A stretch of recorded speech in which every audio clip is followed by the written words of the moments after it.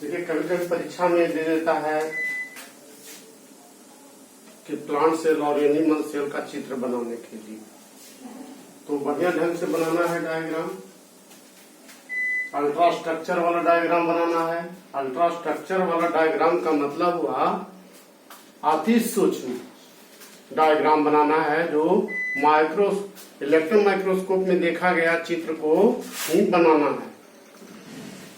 तो ये है प्लांट सेल का चित्र, ultra structure of plant cell.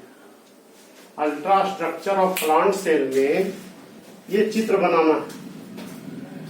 चित्र में क्या देख रहे हैं, ये सेल वाल है। एक्चुअली इसको प्राइमरी सेल वाल कहा जाता है। इसको, इस भित्ति को मोटा बना देना है। ये वाला जो लाइन है ना, इसको मोटा कर देना है। ये मोटी भित्ति रहेगा।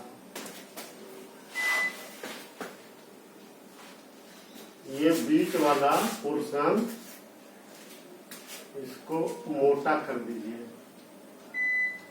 मिडिल लेमला, इसका नाम है मिडिल लेमला। देखिए लिखा हुआ है मिडिल लेमला। मिडिल लेमला को मोटा कर देना है। सावधानी से बनाना है। आप ऐसे इसको बना लीजिए, लेकिन स्थिर से बनाइएगा घर पर। हड़बड़ चूंकि यहाँ समय का अभाव है, इसलिए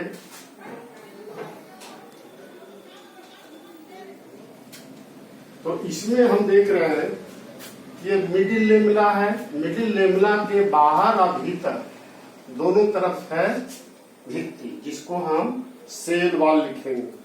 वास्तव में सेल वाल सेलुलोज का बना होता है। सेलुलोज, ये सेलुलोज की भित्ति है। सेलुलोज एक कार्बोहाइड्रेट का है प्रकार। Cellulose is a type of carbohydrate. तो ये सेलुलोज प्लांट सेल में ही होता है, प्लांट में होता है, एनिमल सेल में नहीं होता है। अब इसमें देखिए कि जो है आपको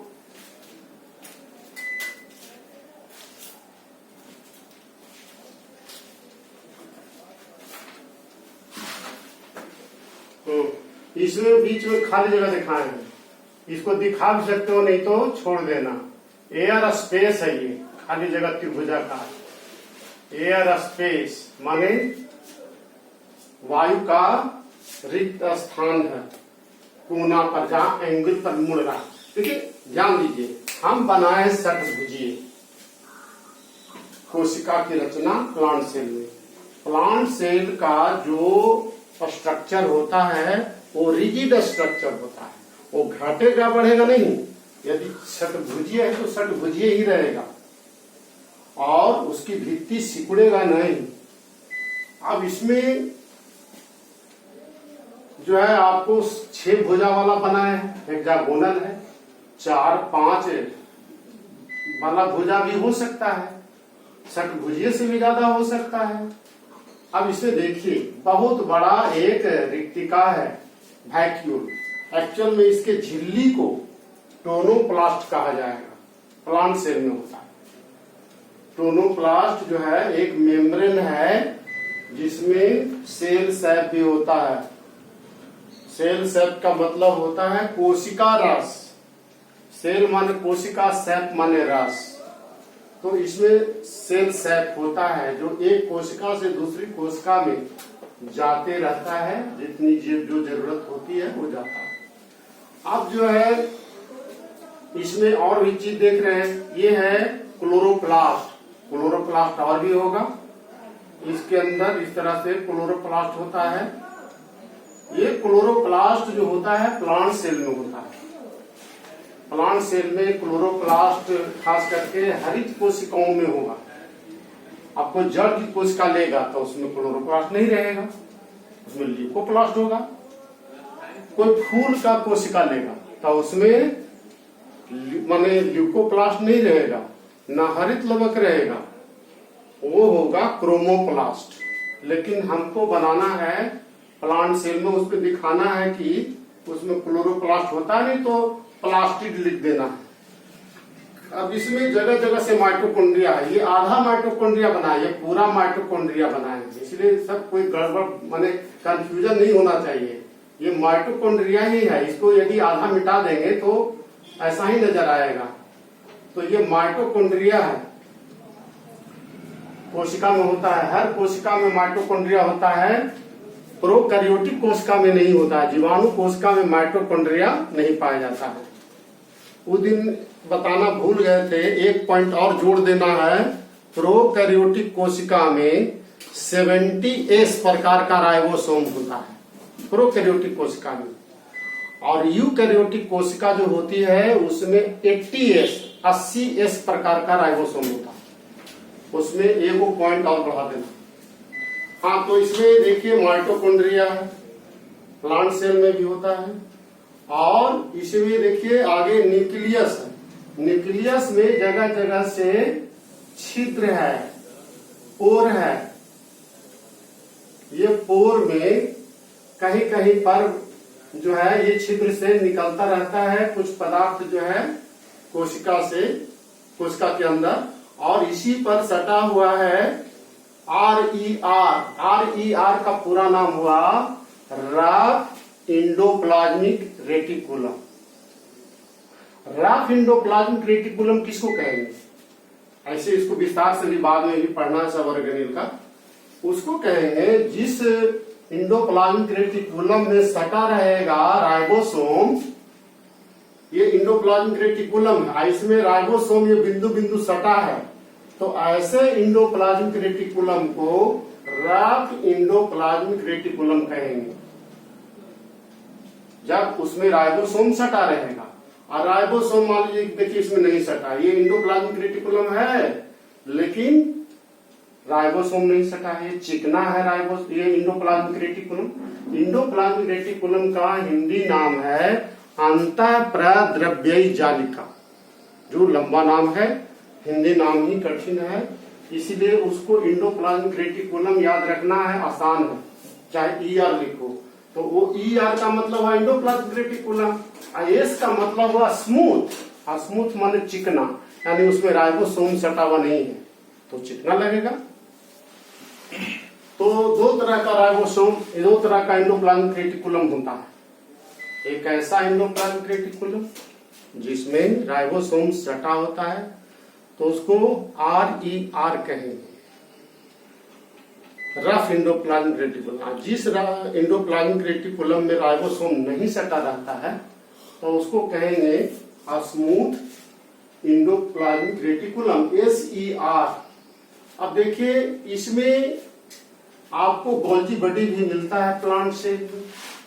प्लांट सेल में जो गोल्जी बॉडी होता है, या इसको हिंदी में गोल्जी काय कहते हैं, उस गोल्जी काय को वास्तव में डिक्टियोजोम कहेंगे।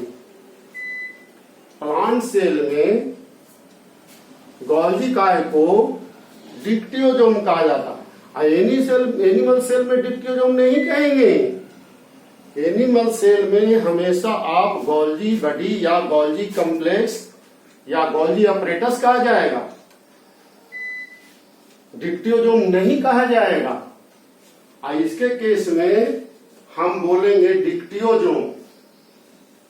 तो याद रखना है, प्लांट सेल एनिमल सेल में आप अंतर लिख रहे हैं तो उसमें ये भी जोड़ सकते हैं कि प्लांट के जो है गोल्जी बॉडी, प्लांट सेल में डिक्टियोजोम होता है जो एक प्रकार का गोल्जी बॉडी है, और उसमें लिखेंगे कि गोल्जी बॉडी होता है। हाँ, तो गोल्जी बॉडी यानी गोल्जी काय, गोल्जी अपरेटस, ये होता है प्लांट सेल में। अच्छा, अब देखिए ये जो केंद्रक है उसमें गोल सी रचना है जिसको कहा जाता है न्यूक्लियोलस। ये है, ये तो न्यूक्लियस हो गया। न्यूक्लियस के अंदर जो द्रव है, तरल पदार्थ, उसको कहेंगे न्यूक्लियोप्लाज्म। और उसके अंदर जो धागा जैसी रचना है जिसको क्रोमेटिन नेटवर्क कहेंगे। ये तो गोल सी पूरी रचना को न्यूक्लियस कहा जाएगा। इसके झिल्ली को कहेंगे न्यूक्लियर मेम्ब्रेन, केंद्रक झिल्ली। इसमें छिद्र है तो उसको पोर कहेंगे, न्यूक्लियर पोर। इसको बोलेंगे न्यूक्लियर पोर, चाहे पोर लिखिए। अब रह गई बात, न्यूक्लियस के अंदर एक छोटी सी रचना है जिसको हम कहते हैं न्यूक्लियोलस, क्या अंदर में बोला है।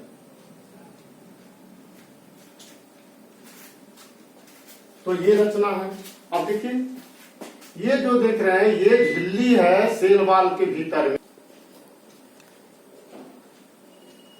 सेल मेम्ब्रेन के भीतर में तरल पदार्थ है, इसको कहेंगे cytoplasm.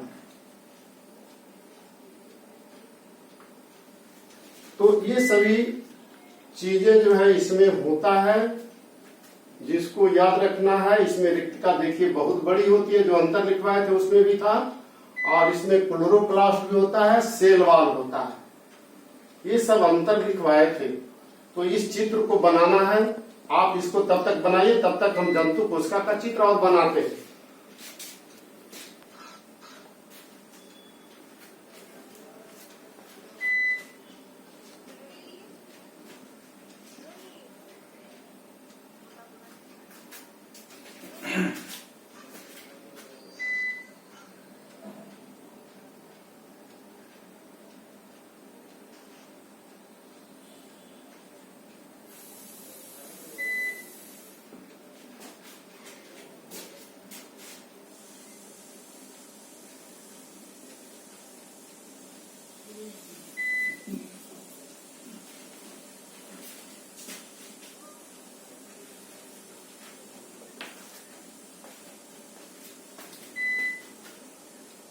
Ultra structure of animal cell, figure में लिखेंगे ultra structure of animal cell. तो ये चित्र बनाना, देखिए इसमें हम गोल्जी बॉडी लिखे हैं और इसमें गोल्जी बॉडी को ही डिक्टियोजोम लिखे हैं। तो इसी को याद रखना है। ये है आपको RER, रफ इंडोप्लाज्मिक रेटिकुलम, जो ज्यादातर केंद्रक से सटा है, उसमें राइबोसोम भी उसमें सटा है इंडोप्लाज्मिक रेटिकुलम में। इसीलिए इसको, इस इंडोप्लाज्मिक रेटिकुलम को रफ इंडोप्लाज्मिक रेटिकुलम कहा जाएगा। ये है केंद्रक, जो खास करके एनिमल सेल में बीच में रहता है, सेंटर में। इसमें सेंटर में नहीं रहेगा, साइड में थोड़ा रहेगा, वाइकुल के किनारे या सेल वाल के बगल में, भीतर में, साइड में रहेगा। इसमें माइटोकॉन्ड्रिया है, गोल्जी बॉडी है, लाइसोसोम है और राइबोसोम जो है प्राय इसमें सटा होता है नहीं, अलग अलग भी राइबोसोम रह सकते हैं। मान लीजिए कि ये राइबोसोम लिख देते हैं, राइबोसोम, और इसमें भी राइबोसोम रहेगा जगह जगह से कहीं भी, या इसमें सटा हुआ भी है, अलग से भी राइबोसोम रह सकता है कहीं भी। यह है राइबोसोम। लाइसोसोम इसमें बनाए, इसमें भी रह सकता है लाइसोसोम, लेकिन किताब में कहीं कहीं नहीं दिया है, लेकिन लाइसोसोम रह सकता है। ये जितने अंदर में देख रहे हैं सब, इन सबों के बारे में हम लोगों को जो है सब कोशिकाओं के बारे में पढ़ना है। इसमें साइटोप्लाज्म नहीं लिखे, क्या लिखे इसमें, माने सेल मेम्ब्रेन के भीतर जो तरल पदार्थ होता है उसको साइटोप्लाज्म कोशिका द्रव कहते हैं। तो ये डायग्राम को बना लेना है अच्छी तरह से। अब तब इसके कोशिकाओं का अलग अलग सब के बारे में जानना है।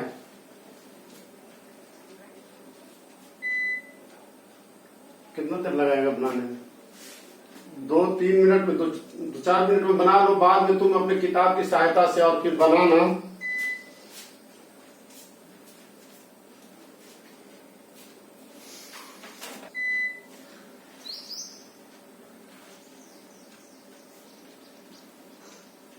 ये सेल मेम्ब्रेन तक भी आ सकता है, इसलिए ऐसा नहीं कि इतने दूर जा करके फिर रह जाएगा। ऐसे इस तरह से आप बना सकते हैं यहां तक।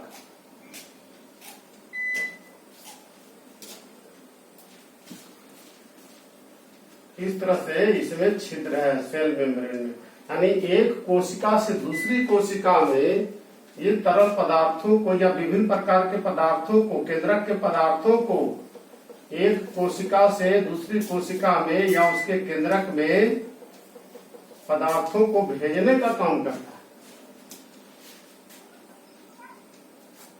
तो ये है रफ इंडोप्लाज्मिक रेटिकुलम, क्योंकि ये जो देख रहे हैं इसको बोलते हैं सिस्टर्नी,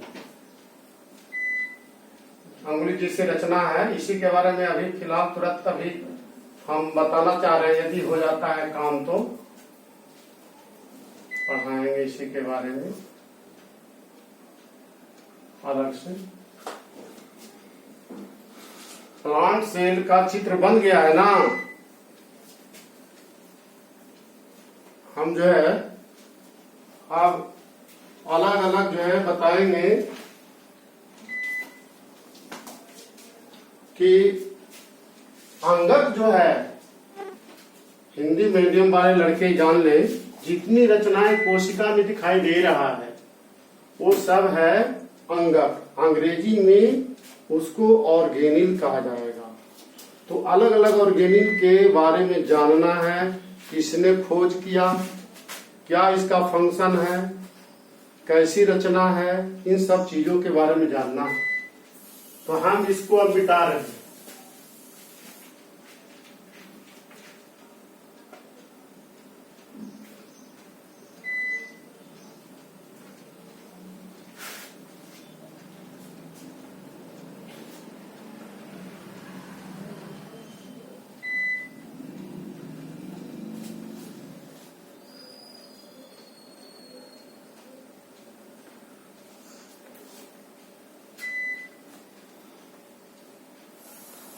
होने के पहले हमको 1 मिनट पहले बता दीजिए। सबसे पहला जो ऑर्गेनिल्स है, सेल ऑर्गेनिल, हम लोग को जानना है कि सेल ऑर्गेनिल क्या है। सेल ऑर्गेनिल, सेल ऑर्गेनिल्स क्या है? कोशिकांग बोलते हैं हिंदी में, कोशिकांग। सेल ऑर्गेनिल कोशिका के अंदर पाए जाने वाली रचनाओं को सेल ऑर्गेनिल कहते हैं। The structure present inside the cell और इनसाइड द सेल मेम्ब्रेन और in cytoplasm, that is called cell organelle. अब ये सेल ऑर्गेनिल बहुत तरह के हो सकते हैं। सबसे पहला जो सेल ऑर्गेनिल है, Golgi body, mitochondria, endoplasmic reticulum, बहुत सारे हैं। सबसे पहला हम ऑर्गेनिल का नाम लिखें इंडोप्लाज्मिक रेटिकुलम। इंडोप्लाज्मिक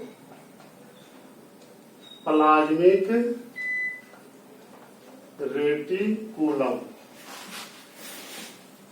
ये इसको अंतः प्रद्रव्य जालिका बोलेंगे। अंतः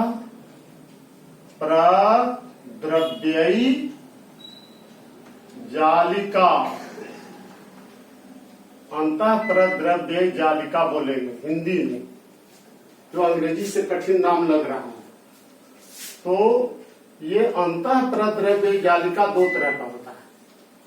एक होता है रफ, यानी खुरदरा, rough endoplasmic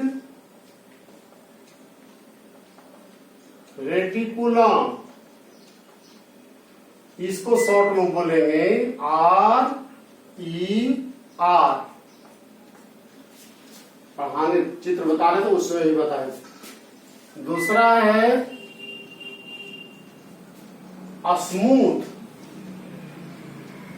smooth endoplasmic reticulum. Smooth endoplasmic reticulum, जिसको शॉर्ट में SER बोलेंगे।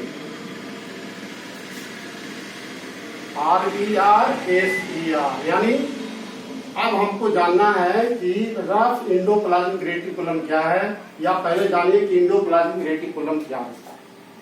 इंडोप्लाज्मिक रेटिकुलम एक प्रमुख ऑर्गेनिल है, कोशिकांग है, जो कोशिका के अंदर जो है कंकाल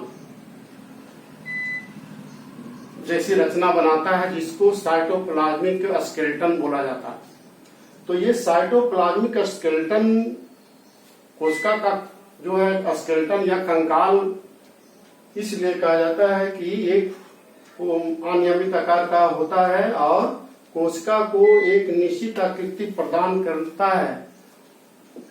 वो जो है केंद्रक से लेकर के कोशिका झिल्ली तक फैला भी हो सकता है और कोशिका को सिकुड़ने से भी बचाता है। अब इसमें ये पाया जाता है कहाँ?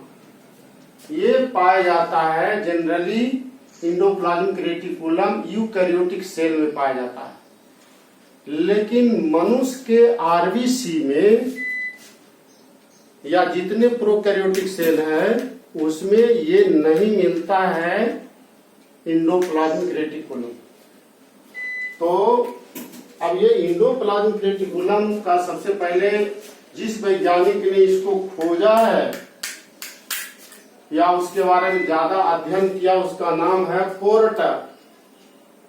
पोर्टर जो साइंटिस्ट था उसने इंडोप्लाज्मिक रेटिकुलम का जो है खोज किया और साथ में इसका टर्म भी दिया। इंडोप्लाज्मिक रेटिकुलम जो टर्म है पोर्टर नामक साइंटिस्ट ने दिया था और बताया कि ये कोशिका द्रव के अंदर ये कंकाल जैसी रचना बनाता है। ये अनियमित आकार का होता है। इसमें 3 तरह के इसकी उसमें रचनाएं होती हैं। एक होता है सिस्टर्नी,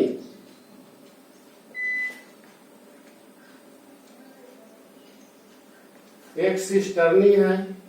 दूसरा होता है वेसिकल और तीसरा होता है वैक्यूल्स। तो सिस्टर्नी क्या है? यहाँ जो रचना देख रहे हैं, अब उमिट गया कलाम, यहाँ जो देख रहे हैं गोल्जी बॉडी, ये तो गोल्जी बॉडी है।